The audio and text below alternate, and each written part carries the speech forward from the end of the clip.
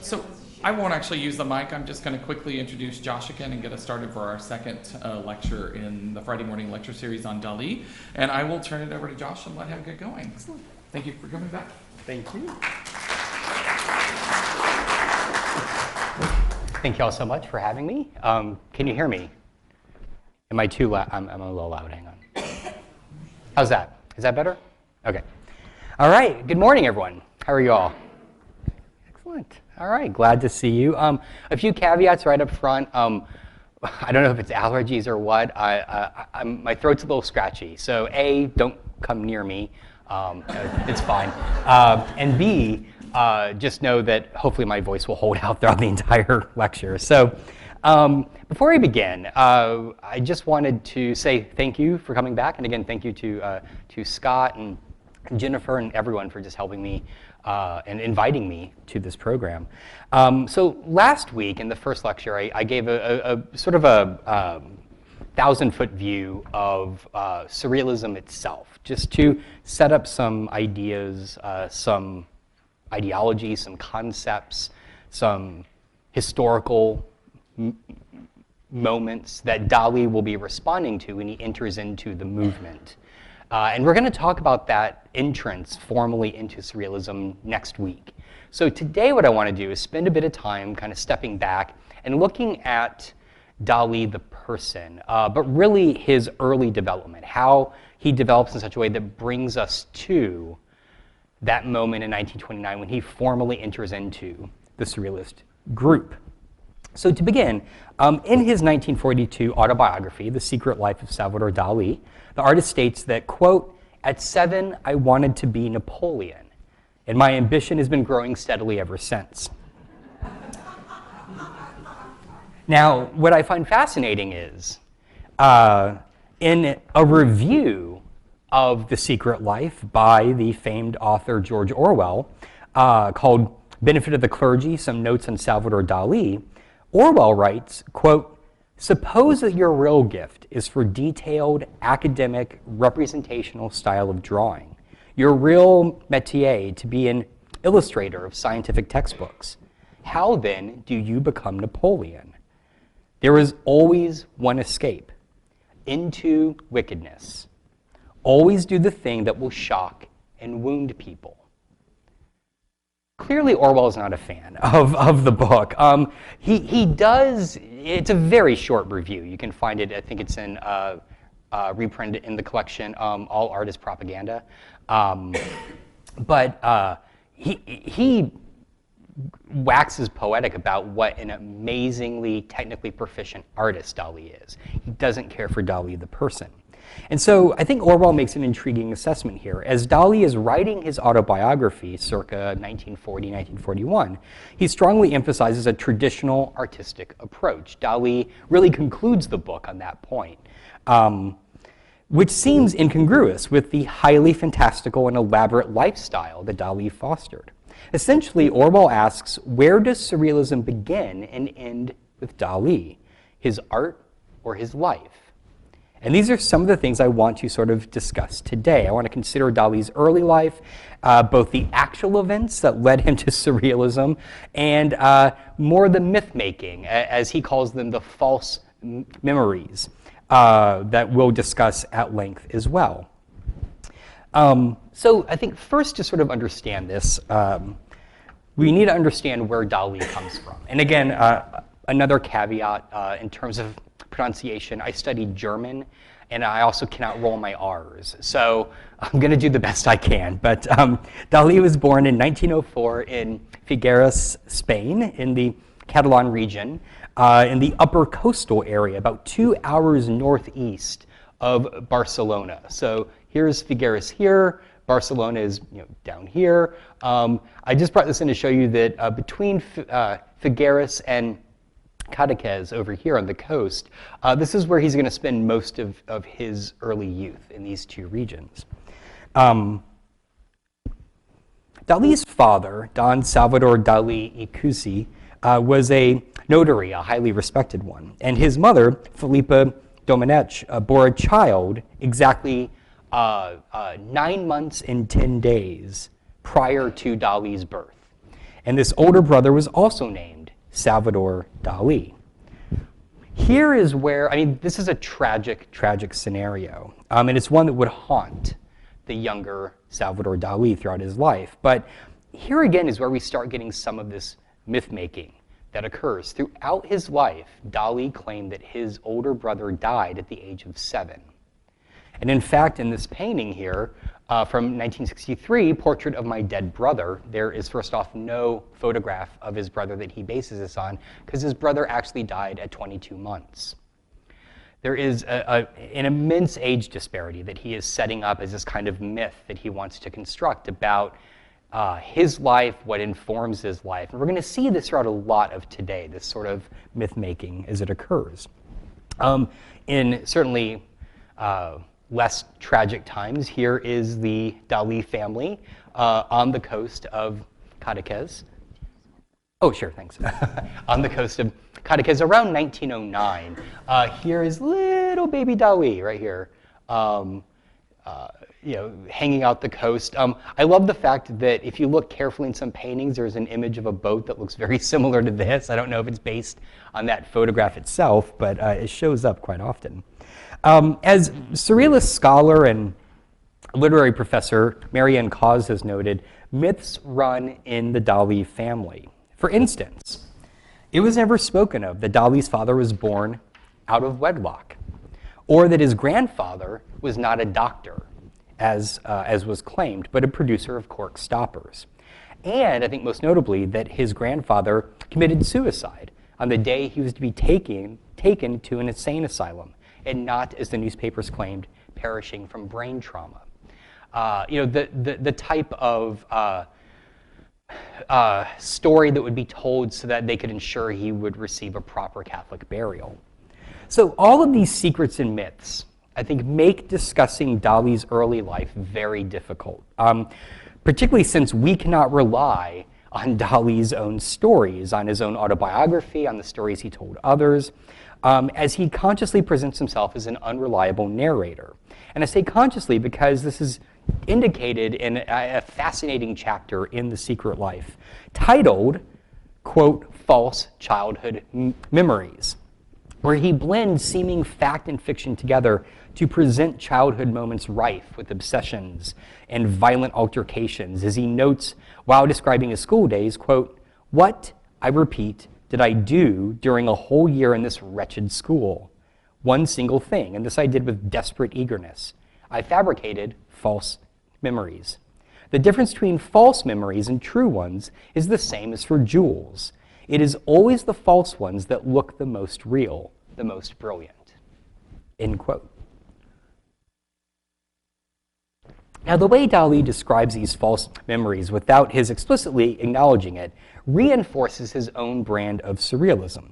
Here, fake memories are perceived with as much detail, minutiae, and emotionality as real memories, if not more so, and as perceived with, and also as depicted in his art.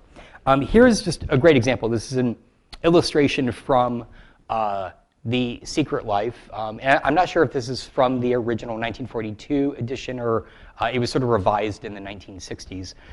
But what we have is really a drawing here and a caption that appears nowhere else in the book. He doesn't talk about this. We just have this image of a kind of a nude man with this wild, flowing, curly hair, seated on a stone with a hand emerging from it. There is this kind of inkwell image here attached to his elbow. There is a sort of angel in the background kind of walking with this sort of young, appears to be a child behind her.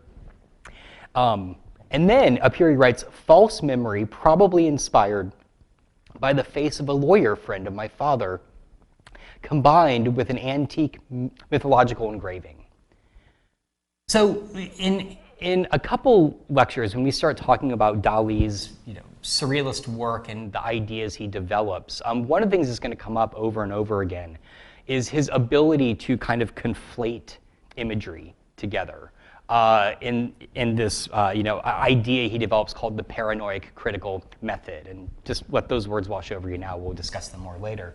But even in his autobiography, he's presenting these ideas. And he even presents a kind of, we can take it either as myth or fact, it's very hard to say, a kind of origin for this fascination, a kind of blended images when he finds a bug. And he's fascinated by the way that the bug is able to camouflage itself to look like natural material, but if you turn the bug over, it looks like a bug. And he's interested in the sense of camouflage, of duplicity, of images appearing to be something other than they are. And so here what we have is him basically concocting a fake memory in this image drawn from, as he says, these two things. The face of someone his father knew and this antique engraving. He kind of combines them together and then makes them uniquely his own.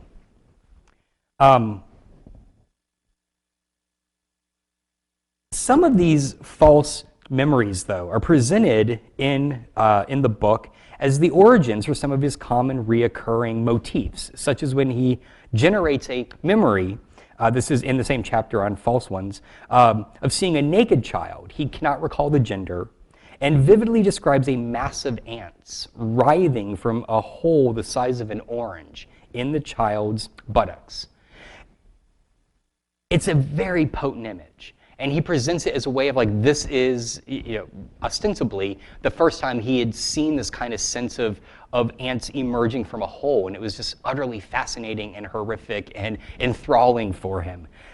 So he's, to some degree, he's using this autobiography written again around 1940-41 to set up a lot of these motifs that he uses in his work throughout his career. But Dali uses The Secret Life to provide background, not just for these famous motifs, including the crutch. There's a whole story about that I won't go into, but it's fascinating. His uncontrollable fear of locusts, which the English translation of the book translates as grasshoppers. And perhaps most importantly, his fascination with Millet's The Angelus. In the book, Dali presents his early obsession with this painting by Millet here on the left, from around 1857 to 59, generated from when he began to attend school. And the school day would go so long that as dusk occurred and the night began to settle, the school lights would turn on. And he'd be so bored that when he looked out the window of the classroom, all he could see in the hallway on the wall opposite the door was a reproduction of this painting. And in his book, he describes it as, quote, "This painting produced in me an obscure anguish, so poignant that the memory of those two motionless silhouettes pursued me for several years, with the constant," I lost my spot, "with the constant uneasiness provoked by their continual and ambiguous presence. But this uneasiness was not all. In spite of these feelings that the Angelus aroused in me, I had a sense of being somewhat under their protection, and a secret and refined pleasure shone in the depth of my fear, like a little silvery knife blade gleaming in the sunlight." It's a really powerful recantation. And notice it is not built around necessarily the image itself, but the emotions, the psychological state that the images induce in him.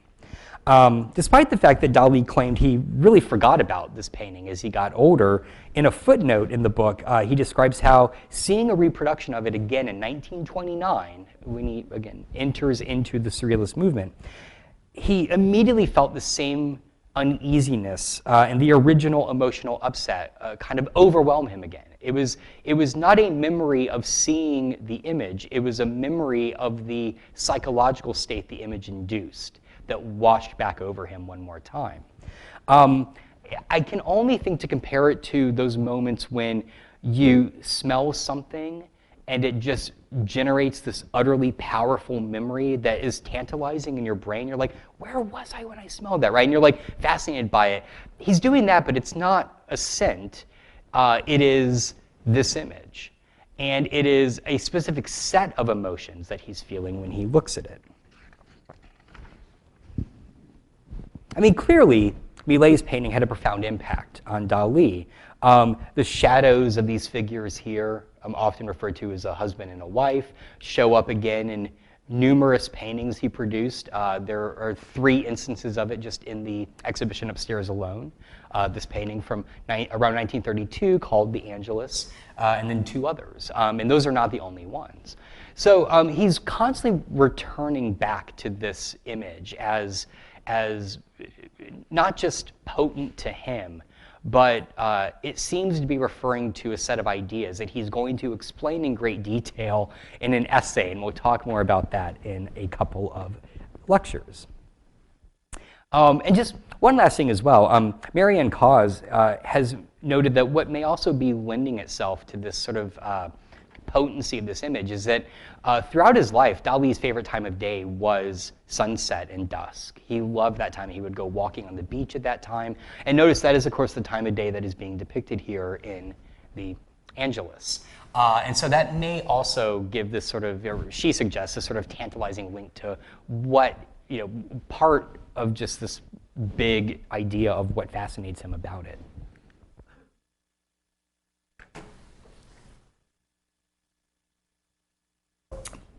But I just, if you read The Secret Life, and particularly the chapter on false memories, but throughout, Dali goes to great lengths to try and present himself as a very psychologically complicated and, let's say, dissolute person. One of the points Orwell brings up in his review, and it shocked me even rereading the book again, is the book almost begins with him talking about how at the age of like 6 or 7, he was walking with a younger 5-year-old boy across a bridge, and he just was overwhelmed with this desire to push him off the bridge, so he did. And again, we don't know if that's true or not. You have to take everything in The Secret Life with a grain of salt. But Dali is very explicitly using the way he presents himself in the book to build up this sort of myth of his persona. But I would argue as well, he's very clearly using it to build up how best to begin approaching the type of surrealism that he is creating. And I think this is really shown in one key narrative in the False Memories chapter that deals with 2 things: his obsession with a young girl he names, it's not her name, but he names her Galuchka, who he sees as one of several young girls that he sees as a foreshadowing of his future love and wife, Gala. And the second thing is his own desire to shock his audience with a surrealist-style story of intentional violence driven by psychological states of jealousy and obsession. He sets up a moment in the book with a former friend, a young boy he says is named Buchakes, with whom earlier in the book he had had a boyhood sexual attraction to.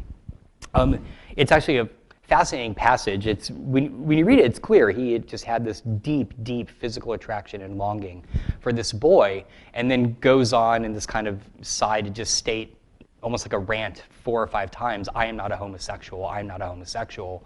It's almost like he's working through his own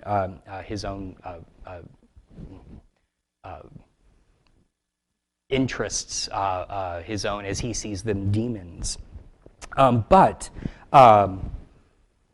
because of this, they have a falling out. So later in the book, Dali is spending time with this young girl, Galuchka. In particular, he had found this seed ball that he prizes greatly, and he's become obsessed with this seed ball over and over again. And so he presents it to Galuchka as a gift, and then they start going into this whole kind of young, childlike sexual thing where she's like hiding it under her clothes and kind of like drawing it out around her body. And again, he presents it with intense attention to detail, down to the pallor of her skin and the saliva that builds around her mouth. I mean, it's very, very palpable when you read it. But while this is going on, Buchakes becomes jealous. So he starts, as Dali illustrates here, here's Buchakes. He starts riding his scooter down this pathway where at the tree down here is Dali and Galuchka just trying to spend time together, and he keeps ramming his scooter into Dali, causing him more and more and more pain. So Dali begins to understand this and I interpret it as a blend of jealousy and anger, but also shame. He doesn't want to admit his former attraction to this young boy. So Dali decides to surreptitiously set up a sword between two chairs at the base of the path. He has another drawing later where right here at the tree, he takes two chairs and he places a sword blade across them and kind of hides it, hoping that the next time Bouchakis comes down, he will just run through the sword and presumably be split in two. It's a little unclear exactly what he's trying to do with this. Now, I think it's very chilling and very almost like childlike to read this passage because the way that Dali ends this chapter, I mean, the chapter ends this way, as Dali and Galuchka stand together, worrying, kind of like feeling and touching and acknowledging the cuts and bruises on each of them from where Bouchakis kept ramming them and knocking them down. He's already set up the sword, and so Dali wonders, quote, "And Bouchakis, where was his blood? I shut my eyes." And the end, like that's where the chapter ends. And so it ends on this kind of moment of intense psychological drama of you're just waiting for Bouchakis to ride his scooter down and ostensibly run into the sword. And then he just moves on to other stuff. You never hear about it again. So just a few things about this particular narrative in this passage. One is the attention to detail, the kind of minutia that he uses with words to describe incidents like the seed ball, is something that he describes as, quote, hypervisuality. He dubs it as a, quote, consequence of the stupor provoked by a too powerful emotion suddenly taking me unawares. Note again, what we have here is he is trying to set up a sensibility where the emotions he feels drives what he does, be it pushing a 5-year-old boy off a bridge, be it focusing intensely on what he sees and perceives before him. And to some degree, he's sort of explaining this by way of this is where his style comes from that we know of with Dali, right? This attention to detail, this kind of enrapturing evocation of form that draws us into his paintings.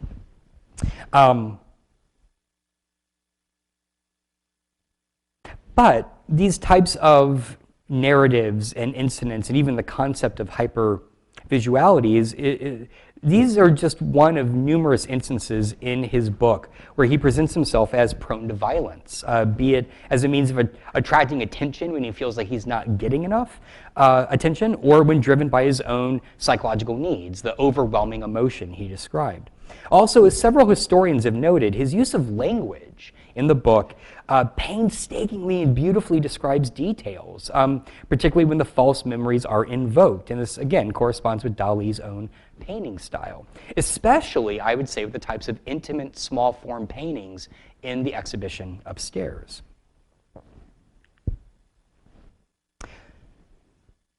But this style that we associate with Dali, though obviously it develops later, it is worthy, I think, for us to briefly consider Dali's development as an artist. Perhaps one of the most important early artistic influences on Dali was their family friends, the Pichots, whose two families often spent time together, particularly around Cadaqués. Notably, one of the adult sons in the Pichot family, Ramon Pichot, was a painter working in an Impressionist style. And here we have a painting by Pichot from around 1900. The Dali biographer Ian Gibson argues that this is one of just several paintings hanging in the Pichot home that directly influenced and inspired a very young Dali to want to paint. And here is the earliest extant painting by Dali that is known. It's from around 1910. It is landscape near Figueres. Notice, I mean, it looks like a child's painting, but it's not only very adept, it also shows, I think, this interest in a kind of impressionism, down to the kind of, the blocky forms of the house here, the brushstrokes, the cloud here as well, the kind of overwhelming use of kind of green as a base color. His earliest artistic, stylistic influence was Impressionism. It's what he begins working towards.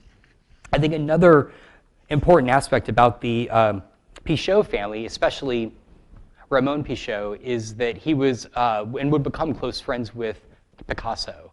And so there is this kind of, very tantalizing sort of circle of people in Spain at the time who were working in this very kind of modernist way. Now,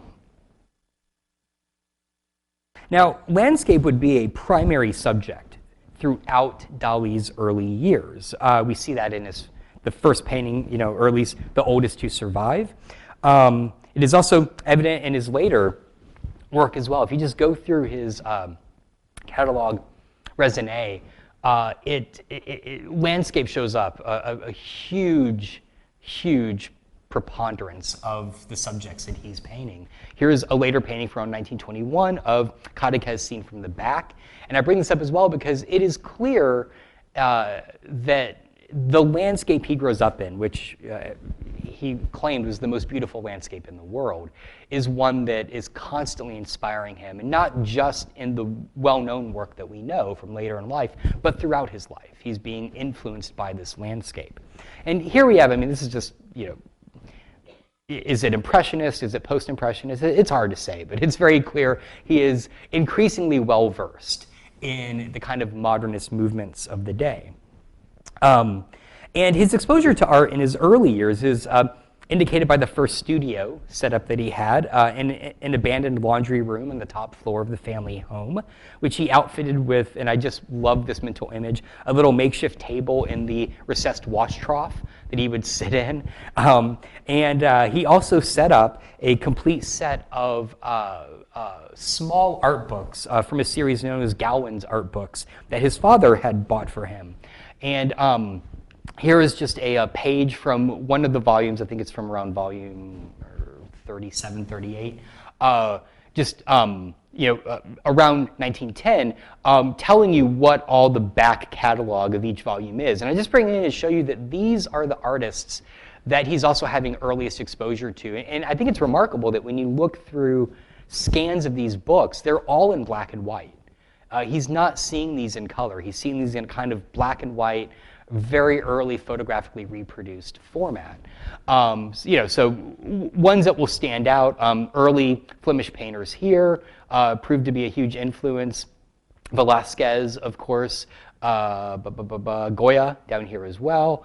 There are just a number of these, and he has all these, but these are certain artists that he is truly interested in. And of course, as Marc Roglan argues in the catalog for the exhibition upstairs, it's probably through these books as well that he's first exposed to Vermeer, who would prove to be a lifelong source of inspiration and influence on his work.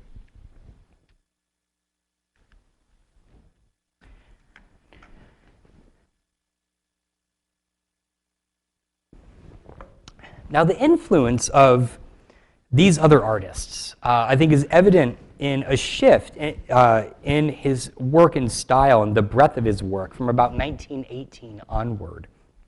Here, the still life of a duck on the left, again from 1918, these are both around 1918, suggests the influence of Baroque paintings from both Spanish and Flemish artists. Likewise, when compared to this painting of the artist's beloved mother on the right, there's an evident ability to evoke tradition, to evoke, it could be he's looking at, or had looked at these books as a young boy and saw this very traditional approach to art making as the preeminent form of art making. Indeed, 1918 was a year of expansion, as Marianne Cause has noted, that by the end of that year, he had begun writing as much as he was making visual art, especially poetry. Now, granted, Cause, as a literary scholar, is really enamored and infatuated with Dali's writing. And if you've never read Dali's writing, he's a fantastic writer. He's really, really good. He can be dense and a little hard to like get through at places, but he's no slouch at all. And Cause even argues that he had really more aspired to be a writer than an artist. Just his talents proved to be equally adept in both. So 1918, he's beginning to write as much as he's making art. And writing would increasingly become a key facet of his work and in delineating and promoting his ideology and persona. It is even in his early writing that we find that his emphatic promotion of tradition and conferring this promotion. In an early essay titled Reflections from around 1927, published in L'Amique de la Arts, Dalí recounts a drawing lesson as a young boy from one of the brothers at the school he attended, commenting, this brother, that painting well meant not going outside the line. Dalí adds, quote, "There have always been two kinds of painters, those who went past the line and those who knew how, respectfully and with patience, to go up just to the limit. There exists a sort of passion which consists precisely in the patience of not going past the line. And this passion for equilibrium is a strong passion." Now, again, the Dalí we know is not this reserved, right? He is someone who you think would be in that former camp of like pushing the boundaries as much as possible.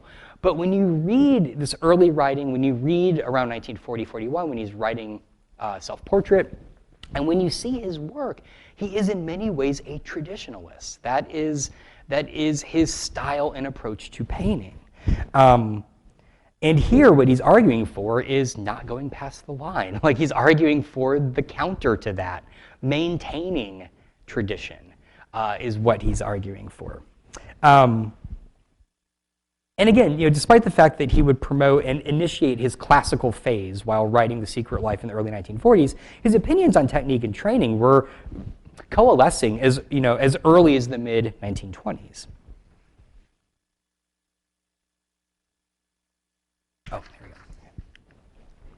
we go. Still, art was his passion, and despite his father's misgivings about this career, Dalí sat for the entrance exams to the San Fernando Royal Academy of Fine Arts in Madrid, which he passed and started studying at in 1922. Just a brief side note here. I actually don't have it in my notes, so I just find it fascinating and in conjunction with the show upstairs. There's in The Secret Life a whole section about how he and his father were both worried he wouldn't pass the entrance exams because there was a very strict regulation on the size of the drawing that you had to make for it, and he ignored that and made this really tiny little exquisite drawing, and his father was like, "You're not going to get in, so just erase it and like start over." And he's like, "Well, this took me weeks to do. I can't get it done, before the exam in 2 days." And then he perseveres because he's Dalí and he does it anyway, and it still ends up being too small, and he gets in. But I just like this idea that in that little story there is this tendency towards the tiny in his work that is just really compelling. So here is a photograph on the left of Dalí amongst a group of art students at the Academy. Here is Dalí right here with his amazing sideburns, no mustache yet. And then, of course, they're all kind of showing the paintings of the life model that they're working on. The Academy is important, certainly, but I think as many, many biographers and commentators and others have noticed that as important, if not more so, was that where he began to stay in Madrid. He took up at the Residencia de Estudiantes. And here he became friends with two people that would prove to be critical to his future artistic and political development. That, of course, is the writer and poet Federico Garcia Lorca and Louis Buñuel. Moreover, though, and Cause writes about this, and I think it's really telling. We talk about the Residencia as being important for these figures, right? Here's a painting of Buñuel Dalí made in 1924. But it was equally as important because that space became a vibrant community and would host lectures and presentations by immensely influential people. This is just, I edited this list down. People like Albert Einstein, Igor Stravinsky, Paul Valéry. I mean, these are some of the most prominent thinkers of that day, and the residencia that he's staying at is bringing them in to speak. So you can imagine just the wealth of information and influence he's getting while staying there beyond just his friends. Additionally, Bunel was affiliated with the Madrid Ultraista movement, which combined together, I tend to think of it as like a hodgepodge of just all the modernist movements kind of brought together. They were influenced by modernist poets and writers like Apollinaire and Cocteau, painters, especially cubists like Juan Gris and Picasso, and the Italian futurists. And we'll see all these influences in Dalí's art during this kind of vibrant period when he's working as a student. But finally, it was during this period also at the academy, at the Residencia, where Dalí most likely became familiar with the work of Sigmund Freud, and that of another important proto-surrealist inspiration, the French writer working under the pseudonym the Comte de Lautremont, and his very famous book, The Songs of Mauderer, from 1869. So by the time Dalí's entering the academy, he had already moved beyond his impressionist interests and very rapidly begun synthesizing other modernist styles, most notably Cubism and Futurism. He was really enamored increasingly with this sort of machine aesthetic as well. Here we have on the left a Cubist self-portrait from 1923. It is this, I think, amazing blend of early kind of first stage analytical cubism and later synthetic cubism, hinted at by not just the way that he's sort of fracturing the surface here in this sort of prismatic way, but this is actual collage elements here and up here that he's pasting to the surface. And again, very similar to the later synthetic cubist phase of Picasso and Braque around 1911, 1912. But here, just a year later, I love this painting. It's a still life, siphon and bottle of rum. What is interesting is clearly his starting point is a sort of Cubist starting point. But I would argue this isn't Cubism, right? It's not Cubism because it's not about fracturing space. It's not about contemplating a three-dimensional object from various vantage points simultaneously. There is a very clear vantage point here on the right. And it is a very static and stable image. We have objects that look and feel Cubist almost in style, but the painting itself is almost like a traditional still life. And when you look through his body of work at this time, he is just ping-ponging back and forth between many different styles, between Cubism and Futurism, and kind of dip back into Impressionism, and then dip around into symbolism. I mean, he is processing modernism at an incredibly rapid rate over the course of about 5 years, very, very quickly.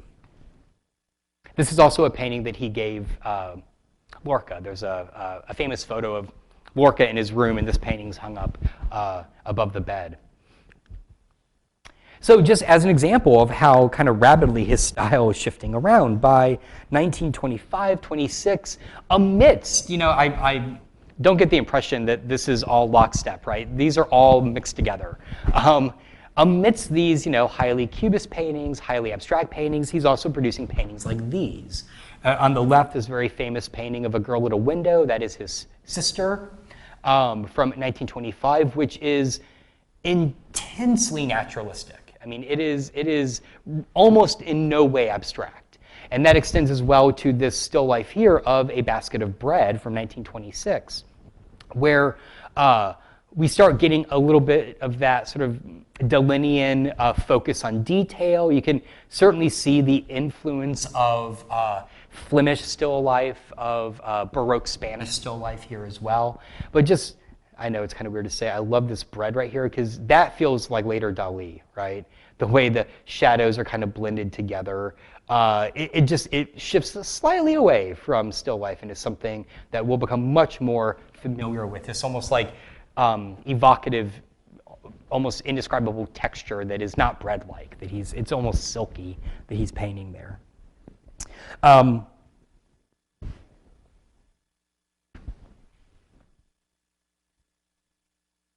One way to perceive these paintings, and this style, this shift, is some of Dali's stated frustrations at the Academy. In The Secret Life, he complains of the overwhelmingly modernist sensibilities of teachers at the Academy. He says, quote, "I immediately understood that those old professors covered with honors and decorations could teach me nothing. This was not due to their academicism or to their Philistine spirit, but on the contrary, to their progressive spirit, hospitable to every novelty. I was expecting to find limits, rigor, science. I was offered liberty, laziness, approximations."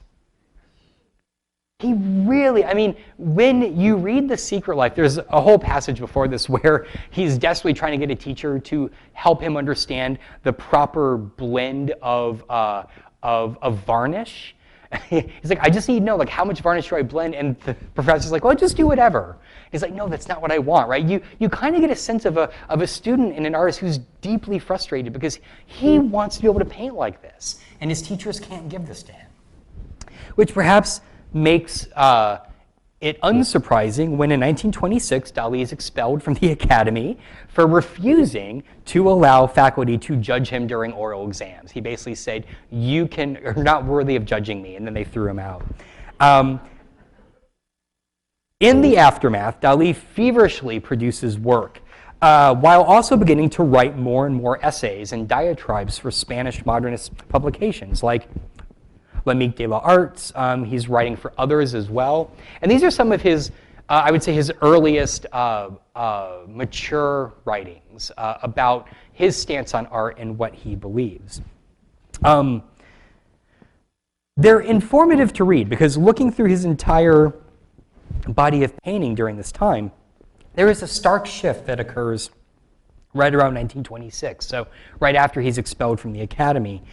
He begins working on a canvas ultimately called Blood is Sweeter Than Honey. This is a study for it here, and it is a remarkable shift in his work. It is no longer just naturalistic, but it begins to sort of blend together the kind of naturalist interests we see here and some of the kind of evocative, abstract interests we see here into a work that is beginning to become uniquely Dalinian. And in these writings from around 26, 27, we start also finding references to Surrealism. For instance, Marianne Cause notes that as far back as 1922, a pre-Surrealist, right? Again, remember 1924 is the date that Surrealism goes public. 1922, a pre-Surrealist, André Breton, spoke to much acclaim at the Ateneo in Barcelona, giving a lecture titled Aspects of the Modern Evolution and What Participates in It. Sounds delightful. People loved it though. And in this lecture, Breton argues that Cubism, Futurism, and Dada were simply progenitors of a new general art movement. Notice, considering the date, right, this is beginning to veer into the period of trances. He may be alluding to the movement that will ultimately become Surrealism. Also, in April 1925, after Surrealism is already well-formed and is a vibrant movement and well-known, another Surrealist, Louis Aragon, spoke about the movement at the Residencia in Madrid. Now, it is unclear if Dalí was at either of those events, but what Cause is alluding to is that he certainly may have heard about them. She says that at least from around 1926-27, he wanted to begin joining the Surrealist movement. He's aware of it. And when you read his essays at this time, you start getting little references that appear. An essay he wrote in 1927 in the Barcelona journal Nova Revista,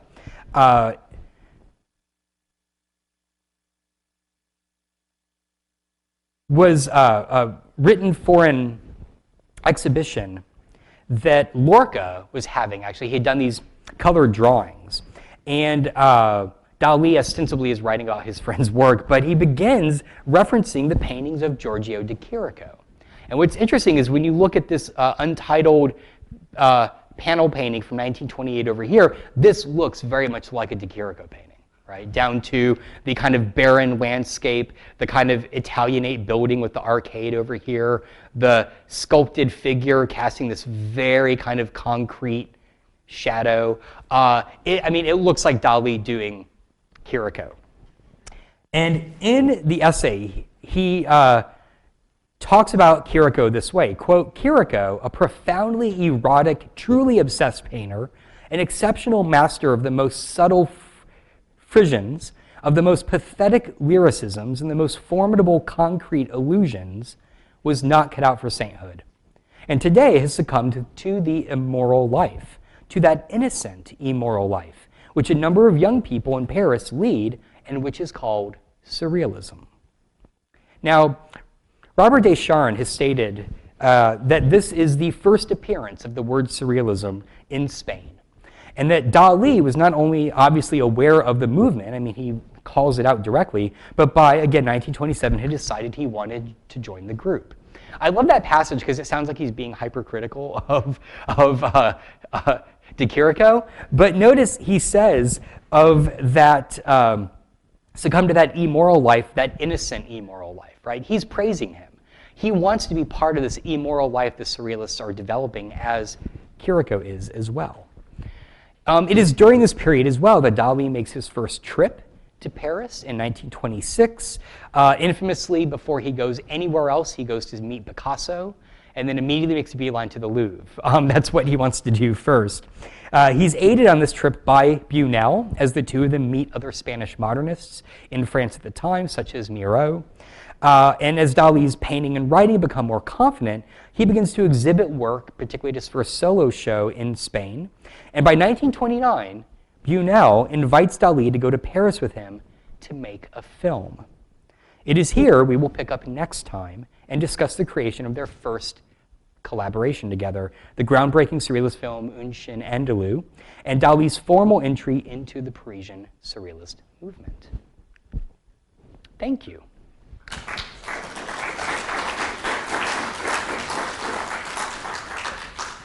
I tried to very consciously leave time for questions, so are there any questions? Yes? In one of the very first images, you showed the black and white image of the character with the real curly hair and that, and he has on goggles. Uh-huh. They look, it looks to me like the virtual reality. Oh. So what is that? It's a drawer. From like a bedside table, yeah. And if you think of his paintings of like figures with drawers coming out of them, but it does. I had not thought of that until you said it. It looks a lot like a VR goggles. Well, thank you, because I see it now. I've stared far too long at that image. So, other questions? Yes. I just wanted to ask you, maybe I missed this, but it looked like you had one set of 26,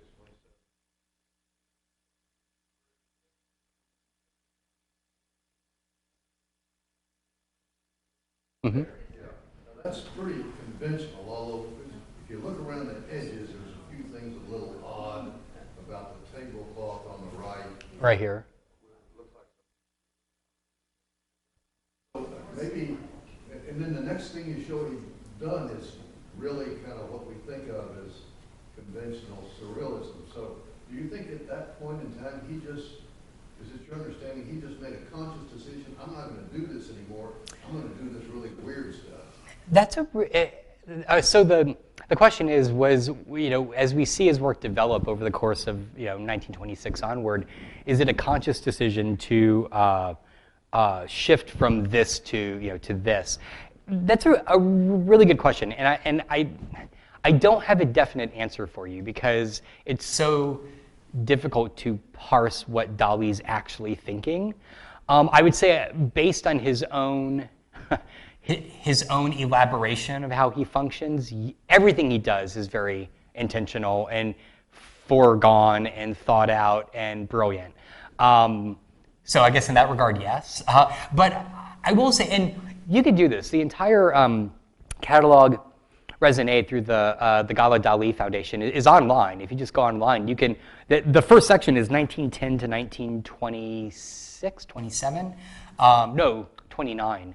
And you can just, on one page, it'll just bring up thumbnails of everything and just scroll through them, and you will see, I mean, he is just bouncing around from around 1918 onward among many different styles. And then you hit this point, right, I would say closer to like 1927 to 28, where it just very consciously shifts. And that doesn't mean that he goes here and then never goes back. He does. There are still instances of other types of styles that he's playing with. But this seemingly emerges out of nowhere, right? It's not like there are baby steps to get to it. Just bam, there's this, right? And these two are pretty close together. So I would say in that regard, it feels intentional. And if we take Descharnes at his word that Dali wanted to very actively join the Surrealist group around 1927, that would correspond with this shift in style, certainly. So, yes? Was there support, patronage, or Yeah. was it marketable to sell a portrait?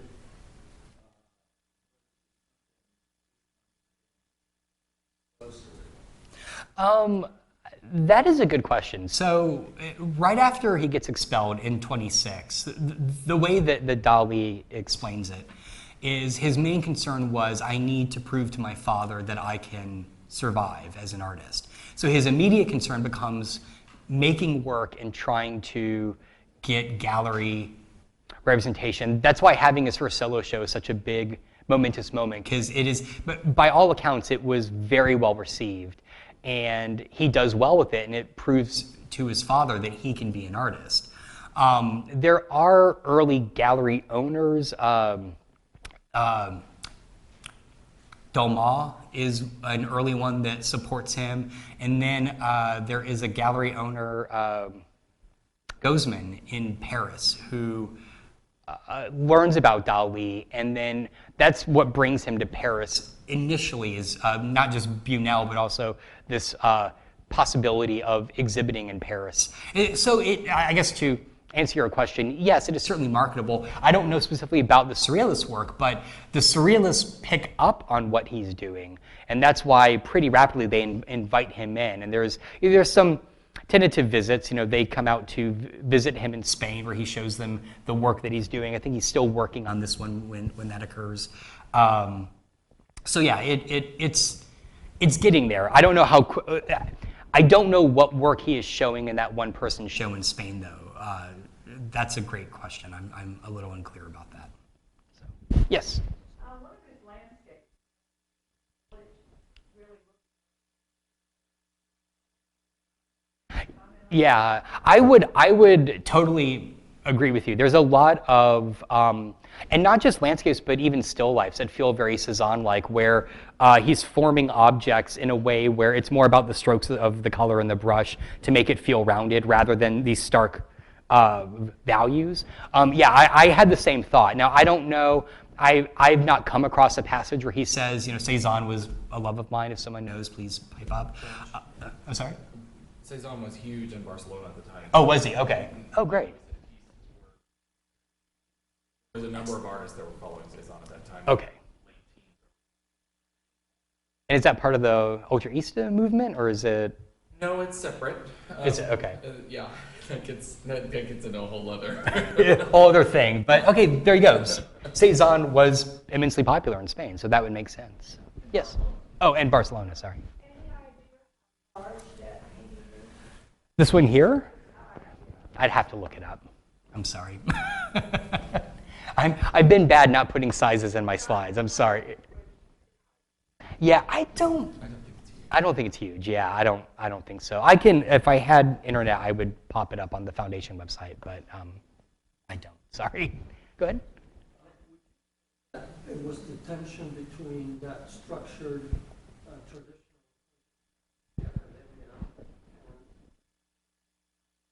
environment in the residencia that caused them to create this? Or was that something he always had in him? And I don't know. I find it very interesting, the comment you made about the academia and the residencia, and then he moved on to Paris to find total liberation and do whatever he wanted. Right.